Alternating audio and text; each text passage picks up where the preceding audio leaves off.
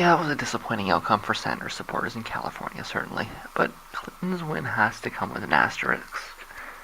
Let's look at the 2008 turnout in California. It's about 4.7 million votes. 2.6 million for Clinton and 2.2 for Obama. And with 94% reporting, Clinton only got 1.8 million in 2016 and 1.4 for Sanders. That went up a little bit, but turnout is still down over a million. I mean, she got less votes this year than she did in 2008. And turnout is down by over a million votes. What are the media reports of voter registration amongst young Latinos? I don't know. I've seen reports of disregistration both recently and a while back. But whether this is a weak measure of enthusiasm all around, she also got less votes in New Jersey, where yet another reflection of voter suppression is not a strong walk into the convention. Either people didn't show up, or, they had to stop people from voting. One way or another, it's just not a strong narrative. There's been a sub-story the whole time about Sanders bringing kids into the Democratic Party and this idea that it's going to be good for Clinton in the long run. But they're just nowhere close to each other on policy. Okay? One way or another, the lack of voter enthusiasm that we just saw in California, which is used to not mattering, it's not unique to the cycle. It should be a dose of reality. Bernie's not going to deliver for Hillary. He's not going to increase turnout for her. He didn't increase turnout for him, but not for her. And Google throws Greg Palast at me right off the bat. First result explains that it's a lot harder to vote in California than people were letting on. California should not have been modeled as an open primary, unfortunately. In fact, not only should it have been modeled as a closed primary, but particularly difficult one. California should have been modeled like New York.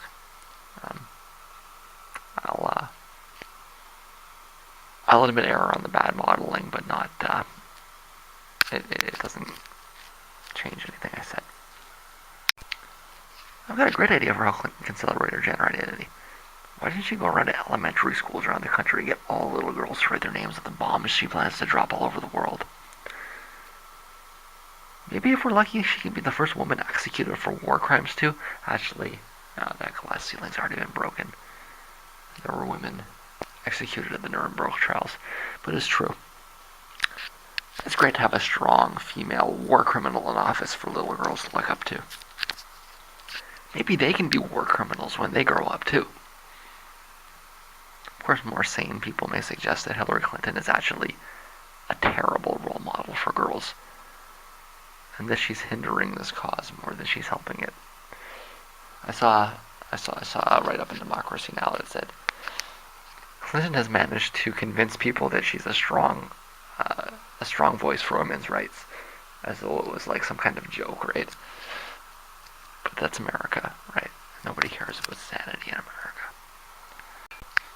Alright, okay. So, it was bad turnout, just abysmal turnout, and who knows why. So let's take a moment to vent, resolve to vote for Jill Stein, and then move on. Forget about it, it's done. Alright. I was Republican because I thought that those were the people who best supported markets. I think that is not true anymore. Elizabeth Warren explaining her decision to switch parties in her 40s, the 1990s. Many people rightfully criticized Clinton for being a Republican when she was a kid. But Warren gets a pass, it's just inconsistent. I was a Republican at a time when I felt like there was a problem that the markets were under a lot more strain. It worried me whether or not the government played too activist a role. Progressive champion or market fundamentalist. if you want to define the term progressive with Teddy Roosevelt, maybe it works. Otherwise, it's a bit of a joke. Okay, I'm tuning it for real, and I think it's a matter of days before the media pulls a massive U-turn and starts ganging up on Clinton. But moving forwards over the next few months, we just have to understand what Clinton is, okay?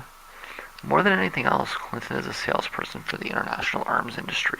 I know she's campaigning as anti-gun, and the NRA is unlikely to endorse her, but it's a charade, okay? She works for them. What she does is she acts as a conduit between American weapons manufacturers and buyers overseas. She's a salesperson, and the policies she's going to put down are going to be largely with the purpose of maintaining the export market. So when she goes and starts some war somewhere, it's to make sure that there's somewhere to sell guns to. Okay? Most of what you're going to hear from her and see from her is ultimately just a big excuse to sell weapons. Even the geostrategic part of it is only able to exist due to the economics. If the economic rationale changed all of a sudden, you would see them become great friends with the Russians, okay?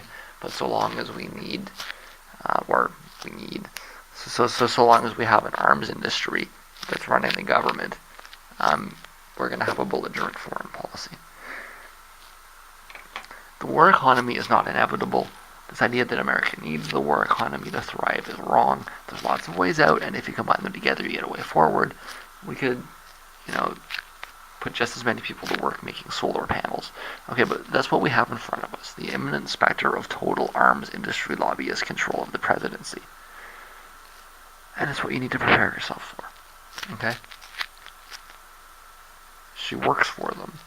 And if you put her in control, that's all you're going to get. Okay? Hillary Clinton is fundamentally exactly the same thing as Dick Cheney.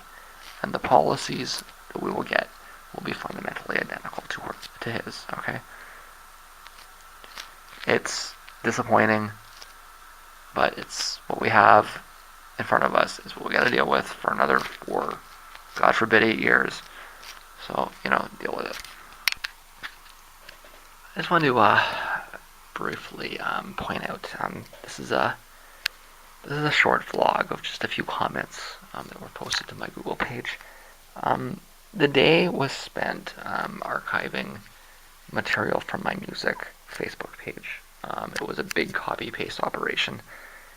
It took a long time to take it all down. I guess it was about 3 days overall.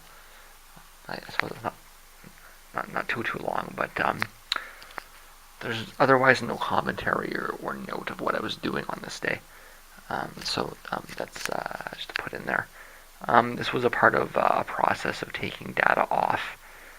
I had mentioned a few days before that they changed the timeline to make it useless, and that's what I spent the day doing. It didn't take me long to get over the primary results that were expected. Disappointing, but I mean, not surprising, really. A little bit of vegetating. I was listening to a lot of music. There's a new, or newish Future of the Left record out, and listening to a bunch of Joy Formidable. Get ready for this show coming up next week. So that's what was done on this night and day in the period from when I sat down after I ate to the period that I went to sleep early in the morning of the 9th of June, after having copied a good part of the page down. And I'm ready for the next day.